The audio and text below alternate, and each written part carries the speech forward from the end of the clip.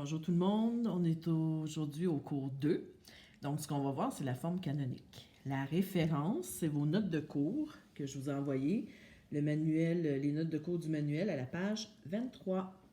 Donc, si on revient ici, on fait un petit rappel du cours passé. Donc, je vous avais dit que toutes les fonctions du deuxième degré pouvaient s'écrire sous la forme générale f de x est égal à ax au carré plus bx plus c. C'est vrai, toutes les fonctions du deuxième degré s'écrivent sous cette forme-là. Par contre, on peut aussi l'écrire sous forme canonique. La forme canonique, c'est f de x est égal à a, x moins h au carré plus k. Donc, on peut l'écrire aussi de la forme générale, parce que si vous développez, votre h puis votre k, c'est des nombres, puis le a aussi, c'est des nombres réels. Donc, a, h, k sont des nombres réels. Donc, si vous développez cette forme-là, vous allez arriver avec la forme générale d'une équation du second degré. Toujours, votre A n'est pas égal à 0 parce que si vous remplacez votre A par 0, à ce moment-là, votre 0 va multiplier votre parenthèse. Ça va vous donner 0 plus K. Donc, ça va vous donner f de x est égal à un nombre. Donc, ça va vous donner une fonction constante et non pas une fonction du deuxième degré. Maintenant, ce qu'on va voir, c'est ce que chacun des paramètres fait sur le graphique d'une fonction du deuxième degré. Donc, qu'est-ce que le A, le H et le K a comme effet sur le graphique. Donc, si je pars avec la règle de base, f de x est égal à x au carré. Sous forme canonique, c'est f de x est égal à 1 sous-entendu, donc 1 c'est votre a, x moins 0 au carré qui vous donne votre x au carré, ça veut dire que x moins h de la forme canonique, votre h vaut 0, puis votre plus k, sous-entendu, c'est 0 aussi. Donc, si je réécris ça, ça vous donne f de x est égal à x au carré. Donc, si je regarde le graphique de cette fonction-là, si je remplace le x par moins 2, moins 2 au carré, ça vous donne 4. Moins 1 au carré, ça vous donne 1. Ensuite, 0 au carré, ça vous donne 0. Si je remplace le x par 1 au carré, ça vous donne 1. Puis si je remplace le x par 2 au carré, ça va vous donner 4. Donc, si je m'en vais sur mon graphique, quand x vaut moins 2, mon y vaut 4. Quand x vaut moins 1, mon y vaut 1. Quand x vaut 0, votre y vaut 0. Quand x vaut 1, votre y vaut 1. Et quand x vaut 2, votre y vaut 4. Donc, si vous remarquez, vous avez une parabole qui est tracée. Donc, toutes les fonctions du deuxième degré vont toujours vous donner une forme parabolique. La parabole peut être ouverte vers le haut, comme c'est le cas ici, ou elle peut être aussi ouverte vers le bas. On va voir tantôt qu'est-ce qui fait que ça va être ouvert vers le bas. Ce que je veux vous faire remarquer aussi, c'est qu'il y a un axe de symétrie. Donc, si vous regardez ici, votre axe de symétrie, c'est l'axe des Y. Donc, il y a une réflexion par rapport à l'axe des Y. C'est ce que vous voyez aussi dans votre table de valeurs. Donc, si vous partez du sommet qui est à 0, 0, et que vous regardez les Y, vous voyez qu'il y a de la symétrie. Donc, c'est les mêmes Y qui reviennent par rapport au X. Donc, ça, c'est pour la règle de base. Maintenant, si j'y vais avec le rôle du paramètre A, donc dans f de x est égal à a, x moins h au carré plus k, je vous ai refait la forme de base. Donc, dans cette forme de base-là, on avait vu que le a était égal à 1, le h à 0 et le k à 0. Donc, je vous ai refait ce que j'ai fait tantôt, c'est-à-dire la parabole qui est en noir. Ça, c'est votre forme de base. Maintenant, si je change le paramètre A, je ne changerai pas le H, je ne changerai pas le K. Donc, pour toutes les paraboles que je vais tracer, mon H vaut 0 et mon K vaut 0. Donc, je change seulement le paramètre A. Mon A était égal à 1, j'y vais avec la parabole en bleu si votre A est égal à moins 1. Donc, si je change le signe du A, qu'est-ce que ça va faire? Bien, ça va vous donner les mêmes Y, hein, parce que si je fais x au carré, ça me donne la même réponse que j'ai ici. Mais comme j'ai un moins devant, bien, toutes les réponses que j'avais obtenues tantôt vont devenir négatives. Donc, qu'est-ce que ça va faire à votre courbe qui est en noir? Bien, ça va vous donner une symétrie par rapport à l'axe des x. Donc, votre courbe, ce qu'elle fait, c'est qu'elle fait une réflexion par rapport à l'axe des x. Donc, vous avez maintenant la courbe qui est en bleu. Ça veut dire que le A, si je change son signe, il va avoir une symétrie toujours par rapport à un axe horizontal. Maintenant, si je reprends en mauve, le f de x est égal à 2x au carré. Qu'est-ce que je fais? Je multiplie le x au carré par 2. Donc, les réponses que j'avais obtenues ici, quand j'ai fait f de x est égal à x au carré, je les multiplie par 2. Donc, j'arrive avec 18, ensuite j'arrive avec 8, et ainsi de suite. Donc, je multiplie chacune des réponses que j'ai obtenues par 2. Si je trace mon graphique, bien, à moins 3, là, ça ne rentrait pas sur le graphique, mais à moins 3, ce que j'obtiendrais, c'est 18. Ensuite, à moins 2, donc moins 2, ici, ce que j'obtiens, c'est 8. Oups, je ne suis pas à la bonne place. Moins 2, ce que j'obtiens, c'est, oui, c'est 8 ici. Ensuite, à moins 1, j'obtiens 2. À 0, j'obtiens 0. Ensuite, à 1, j'obtiens 2. Et à 2, j'obtiens 8. Donc, ce que vous voyez, c'est que votre courbe a rétréci par rapport à la forme de base. Donc, si je multiplie par 2, j'ai un rétrécissement. Parce que dans le fond, si vous multipliez par 2, ce que ça vous donne, c'est un étirement. Chacune des valeurs d'y va être 2 fois plus grande. Donc, c'est comme si vous étiriez votre courbe. Donc, si, mettons, moi, je me prends puis je m'étire, mais qu'est-ce que ça va faire? Ça va faire que je vais être plus mince. Donc, c'est la même chose pour votre courbe. Si vous la multipliez, votre forme de base, si vous la multipliez par 2, à ce moment-là, vous allez avoir un étirement vertical et ça va amincir votre parabole. Ensuite, si j'y vais avec la verte, j'ai multiplié mon x au carré par 0,5. Donc, maintenant, mon a, c'est 0,5. Donc, toutes les réponses que j'avais obtenues initialement vont être multipliées par 0,5, ce qui va vous donner pour la première 4,5. Ensuite, quand j'avais 4, vous obtenez 2 si je multiplie par 0,5. 1 multiplié par 0,5, ça vous donne 0,5, et ainsi de suite. Donc, ce qui va se passer, c'est que vous allez obtenir la courbe qui est en verte, qui est en vert plutôt. Donc, si j'y vais à moins 3, donc moins 1, moins 2, moins 3, j'obtiens 4,5. À moins 2, j'obtiens 2. Ensuite, à moins 1, j'obtiens 0,5. À 0, j'obtiens 0. Et ensuite, c'est symétrique. Donc, à 1, j'obtiens 0,5. À 2, j'obtiens quoi? J'obtiens 2. Et à 3, j'obtiens 4,5. Donc, qu'est-ce qui s'est passé? Bien, votre courbe par rapport à la forme de base, votre courbe, elle a élargi, si vous voulez. Donc, c'est comme si je prenais chacun de mes y et que je les divisais par 2. Hein? Multiplier par 0,5, c'est la même chose que de diviser par 2. Donc, si vous divisez par 2, c'est comme si vous aplatissiez votre courbe. Donc, c'est comme si vous me preniez moi, là, puis que vous m'aplatissez pour que je devienne 2 fois moins grande. Bien, qu'est-ce qui va se passer? Je vais élargir.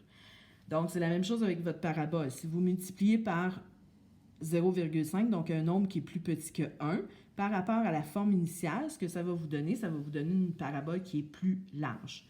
Et là, j'ai fait la même chose avec celle qui est en rose. Donc, comme votre paramètre A est négatif, et moins 2, bien à ce moment-là, ce que ça va vous donner une symétrie.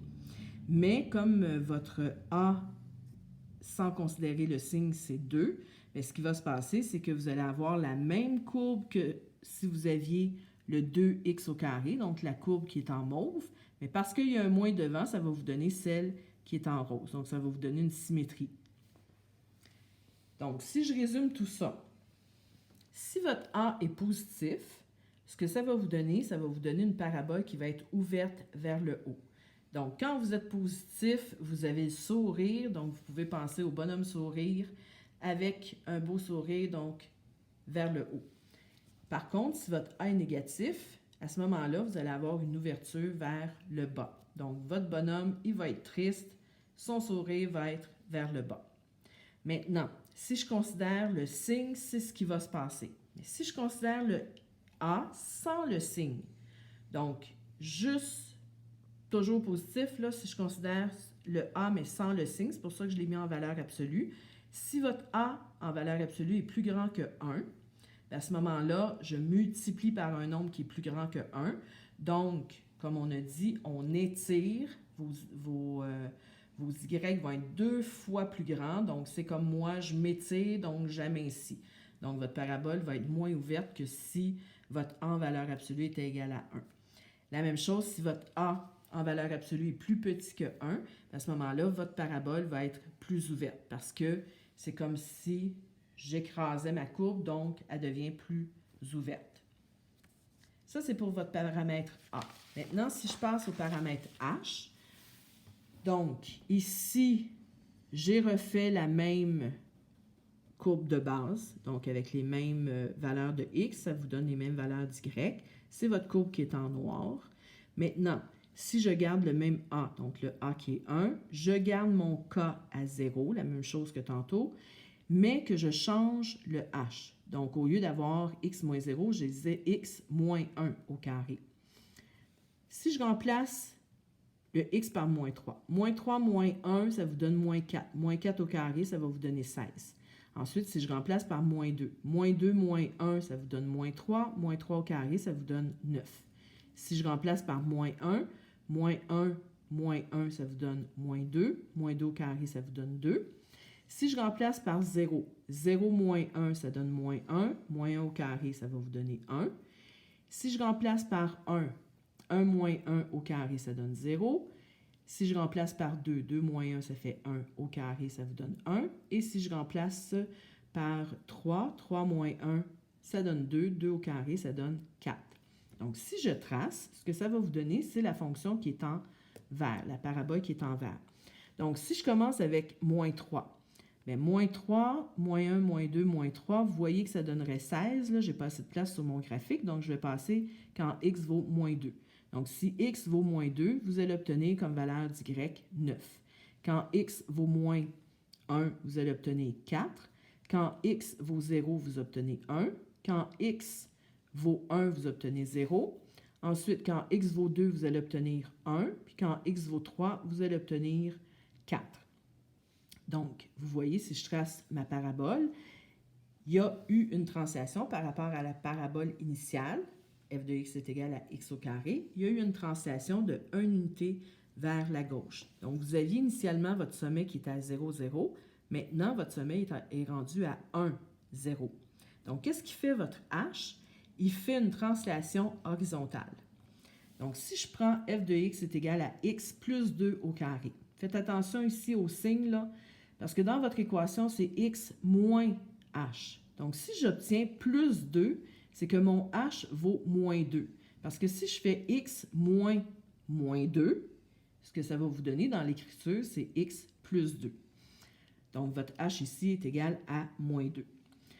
Votre a est toujours 1, votre k est toujours 0. Donc, si je remplace maintenant le x par moins 3 plus 2, ça va vous donner moins 1. Moins 1 au carré, ça vous donne 1. Ensuite, si je remplace par moins 2 plus 2, ça vous donne 0. Au carré, ça va vous donner 0. Si je remplace par moins 1 plus 2, ça vous donne 1. Au carré, ça vous donne 1. Si je remplace par 0, 0 plus 2, ça donne 2. Au carré, ça va vous donner 4. Et ainsi de suite. Donc, si vous remplacez par chacun de vos x, vous allez obtenir ces valeurs d'y-là. Donc, ce que ça va vous donner, c'est la courbe qui est en bleu. Donc, si vous la tracez, moins 3, 1. Donc, si je suis à moins 3 en x, ça va me donner 1 en y. À moins 2, ça va vous donner 0. À moins 1, ce que ça va vous donner, c'est 1. Donc, ça vous donne le point qui est ici. Ensuite, à 0, ça va vous donner 4. Quand votre x vaut 1, ce que ça va vous donner, c'est 9. Donc, qu'est-ce que vous remarquez? Bien, vous devriez remarquer qu'il y a eu une translation là aussi par rapport à la forme de base, puis il y a eu une translation de 2 unités vers la gauche, donc moins 2. Vous vous souvenez, votre h était égal à moins 2, donc il y a eu une translation de moins 2 unités de votre courbe de base. Donc, qu'est-ce qui fait votre h dans votre forme canonique? Votre h il fait toujours une translation horizontale. Donc, par rapport à la forme de base, vous allez toujours avoir une translation horizontale de h unités. Donc, une translation horizontale vers la droite si votre h est positif, puis une translation verticale, pas verticale, mais horizontale vers la gauche si votre h est négatif. Maintenant, le paramètre k. Donc, f de x est égal à x moins h au carré plus k. Donc, c'est le terme constant dans votre fonction canonique. Je repars toujours de la forme de base. Donc, j'ai refait le graphique, j'ai refait la table de valeurs, j'ai refait le graphique en noir. Maintenant, je garde toujours mon A comme étant 1. Mon H, je l'y mets à 0. Et je regarde le K ici qui vaut plus 2. Donc, qu'est-ce que ça fait par rapport à la forme de base? C'est la même chose, c'est x au carré, mais auquel j'ajoute plus 2. Ça veut dire que chacun de vos y que vous avez obtenus ici, on va lui ajouter 2. Donc ici, je vais arriver avec 11. Ici, je vais arriver avec 6. Ensuite, je vais arriver avec 3. À 0, 0 au carré plus 2, ça fait 2. Ensuite, à 1, 1 au carré, ça fait 1 plus 2, ça vous donne 3. Et ainsi de suite. 4 au carré, pas 4 au carré, mais excusez, 2 au carré, ça vous donne 4 plus 2, ça vous donne 6. Et 3 au carré, ça vous donne 9 plus 2, ça vous donne 11. Là, j'espère que je ne me suis pas trompée là, tantôt, là, puis que je suis allée vraiment chercher mes x, je les ai mis au carré, puis j'ai fait plus 2. Donc, quand je vous l'ai expliqué, la table de valeur est correcte, là, mais en tout cas, j'espère que je vous l'ai bien expliqué. Donc, si vous allez tracer, ce que ça va vous donner la parabole qui est en orangé. Donc, ce que vous remarquez, c'est que par rapport à la forme de base, il y a eu une translation. C'est la même courbe, mais il y a une translation de 2 unités vers le haut. Maintenant, si je fais la même chose, mais que je mets le k égal à moins 3, donc ça va vous donner x au carré moins 3, et que je fais exactement ce que j'ai fait, c'est-à-dire que je prends mon x au carré puis j'enlève 3, donc ça vous donne les valeurs qui sont ici. Donc, quand je trace, c'est ce que ça va vous donner, celle qui est en mauve. Donc, si vous remarquez, là, il y a eu une translation verticale, mais de moins 3 unités par rapport à celle qui est en noir. Donc, dans le fond, à chacun des y, vous ajoutez ou vous enlevez un nombre. Donc, comme à vos y, vous ajoutez ou vous enlevez un nombre, bien, ça va faire translater votre courbe à la verticale, donc plus ou moins, dépendamment si votre k est positif ou négatif. Donc, la translation verticale de K unité, le K, c'est ce qui représente une translation verticale. La translation va être vers le haut si votre K est plus grand que 0, puis ça va être vers le bas si votre K est plus petit que 0. Maintenant, votre HK, ça représente le sommet de la parabole, parce que initialement, vous aviez un sommet qui était à 0, 0. Si j'ajoute un K qui n'est pas égal à 0, vous allez avoir une translation horizontale de ce sommet-là. Puis si j'ajoute excusez, je reprends. J'étais à 0, 0. Si j'ajoute un H, je vais avoir une translation horizontale de mon sommet. Puis si j'ajoute un K, je vais avoir une translation verticale de mon sommet. Donc, votre sommet qui était à 0, 0, il va être rendu au point HK. Donc, toute votre courbe va bouger de H unité en X, puis de K unité en Y. Donc, votre sommet aussi va bouger. Donc, votre nouveau sommet, c'est le HK. Donc, ça va se noter S pour sommet et le sommet, c'est HK. Donc, si je vous donne des exemples, ce que je vais vous demander de faire dans vos exercices, je vous donne un exemple. F de x est égal à 2, parenthèse, x moins 4 au carré plus 3. Je vous demande d'aller chercher le sommet puis de me dire si c'est vers le haut ou vers le bas. Donc, ici, c'est x moins h. Donc, ça veut dire que votre h vaut 4, votre k vaut 3, donc votre nouveau sommet va être à 4, 3, au lieu d'être à 0, 0 comme la fonction de base. Votre a est positif, donc ça va être vers le haut. Ici, votre a est négatif, moins 1, donc ça va être vers le bas. Et votre sommet, c'est x plus 5. Vous vous souvenez, tantôt, on a dit que c'est x moins h. Ça veut dire que votre h, il faut que ce soit moins 5, parce que x moins 5 va vous donner plus 5. Donc, votre h, c'est moins 5, votre k, c'est 2. Ici, votre a, c'est 3, donc ça va être vers le haut. Puis votre sommet, même chose. Donc, ici, ça va être moins 2, parce que x moins 2 vous donne x plus 2. Donc, votre sommet, c'est moins 2 et 0. Parce que votre k, ici, vous n'avez pas de terme constant, donc c'est sous-entendu 0. Ici, ça va être vers le bas, votre a est négatif, et votre sommet va être à 3, 0. Donc, x moins h, donc le h, c'est 3, puis le k, c'est 0. Ici, ce que ça va vous donner, c'est un a qui est positif, donc vers le haut. Si je regarde ici, je n'ai pas de h, donc c'est comme si j'avais x moins 0 au carré, donc votre h vaut 0, puis votre terme constant, c'est toujours le k, donc votre k7, vous allez avoir un sommet à 0,7. Et si je prends le dernier exemple, moins 1 demi x au carré moins 4, ça veut dire que votre a est négatif, ça va être vers le bas. Et même chose ici, c'est la même chose que si, comme je vous disais à l'autre exemple, c'est-à-dire que votre h vaut 0, puis votre k vaut moins 4. Donc, le sommet à 0, moins 4. Donc, ça résume les notes de cours pour la page 23 de vos notes de cours du manuel. Vous pouvez vous amuser avec les paramètres A, B, H, K en allant dans Allo Prof. Mais là, je vais vous mettre le lien de toute façon. Puis le lien que je vous donne, c'est un traceur de fonctions. Donc, quand vous arrivez sur la page, ce que vous allez faire, c'est que vous allez venir ici. Vous allez prendre fonction quadratique. Et là, va apparaître la fonction sous la forme quadratique. Et là, vous pouvez faire changer vos paramètres. Donc, ça, c'est la première fonction que j'avais fait, c'est-à-dire que votre A valait 1, votre H et votre K 0. Donc, vous avez la fonction ici qui est en bleu. Et là, vous pouvez faire bouger vos paramètres. Donc, si j'augmente mon paramètre, vous vous souvenez, ça amincit votre courbe. Si je diminue, oups, j'ai trop diminué. Si je diminue, là, je suis à 0, il n'y en a pas, c'est une droite. Donc, si je diminue, là, je vais juste aller un petit peu plus, c'est ça. Donc, si je diminue en bas de 1, bien, ce que ça fait, c'est que ça l'élargit. Si je m'en vais dans le négatif, bien, vous allez voir que votre courbe, quand le A est toujours négatif, votre courbe va vers le bas. Donc, vous pouvez vous amuser comme ça. Vous pouvez changer vos paramètres. Disons que vous voulez laisser votre A à 1, mais que vous voulez changer seulement le H. Donc, vous allez voir, comme on a dit, le H fait une translation à l'horizontale. Puis, si je veux changer seulement le K, donc je remets le H à 0 et je change seulement le K, ça va vous donner une translation à la verticale.